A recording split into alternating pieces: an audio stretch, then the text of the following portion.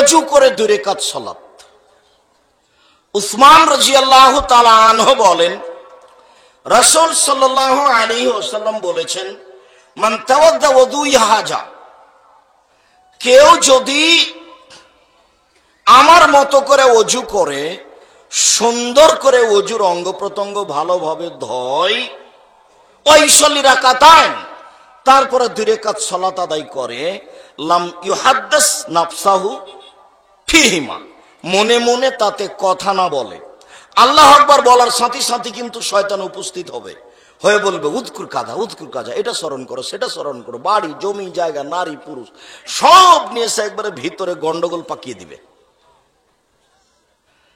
তো খুব সুন্দর করে অজু করে একেবারে দৃঢ়তার সাথে মনে মনে কোনো কথা না বলে যদি আপনি 2 রাকাত সালাত আদায় করতে পারেন, রাসূল সাল্লাল্লাহু আলাইহি সাল্লাম বলছেন, গফিরা লাহু মা তাকাদ্দামা মিন জামবিহি, তাহলে অতীতের সব পাপ ক্ষমা,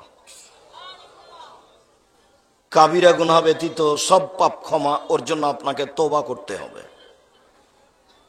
2 রাকাত সালাত আদায় করে আল্লাহকে কিছু বলেন, আল্লাহ আপনার কথা গ্রহণ করবেন।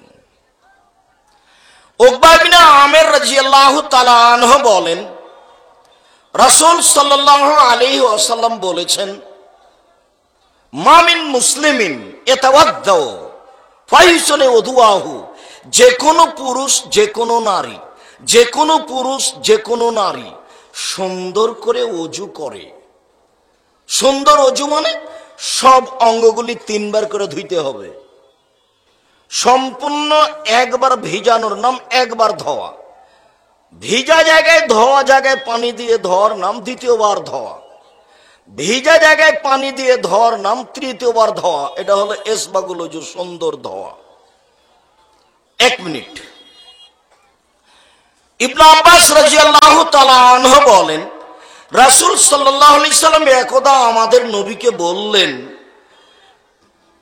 রাসূল সাল্লাল্লাহু আলাইহি সাল্লাম বলছেন, একদা আল্লাহ তাআলা আমাকে বলছেন, মুহাম্মদ আতাদরি ফিমা ইয়াখতাসিমুল মালাউল আলা, মুহাম্মদ বলতে পারেন উপরে কি নিয়ে হইচই হচ্ছে?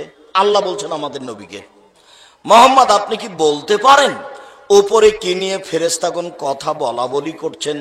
তখন আল্লাহ রাসূল বলছেন, নাম, হ্যাঁ বলতে পারি আমি।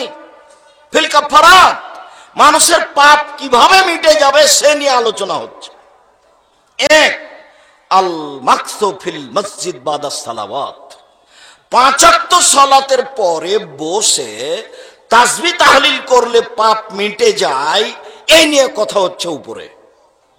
2 আল মাসু আলাল আকদাম ইলাল মাসাজিদ, অজু করে পায়ে হেঁটে মসজিদে গেলে পাপ মিটে যায়, এই নিয়ে উপরে কথা হচ্ছে।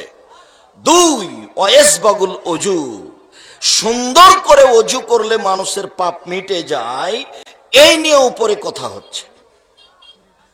এই কথা বলার পরে বলছেন, মান ফাআলা হাযা ওয়া কালা, যে ব্যক্তি এইভাবে করলো তার জন্য মাতাবে খায়রিন ওয়া আসাবে খায়রিন, তার বেঁচে থাকা ভালো, তার মরে যাওয়া ভালো, তার বেঁচে থাকা ভালো, তার মরে যাওয়া ভালো, তার বেঁচে থাকা ভালো, তার মরে যাওয়া ভালো। এরপরে বলছেন, ওয়া কানা ইয়াউমিন ওয়ালাদাতহু উম্মুহু মিনাল খাতায়া, লোকটা একেবারে ওই দিনের মতো হয়ে যায় যেদিন তার মা তাকে জন্ম দিয়েছে। এইভাবে ইবাদত করলে, সালাতের পরে বসে জিকির করলে, অজু করে মসজিদে গেলে, তারপরে সুন্দর করে অজু করলে,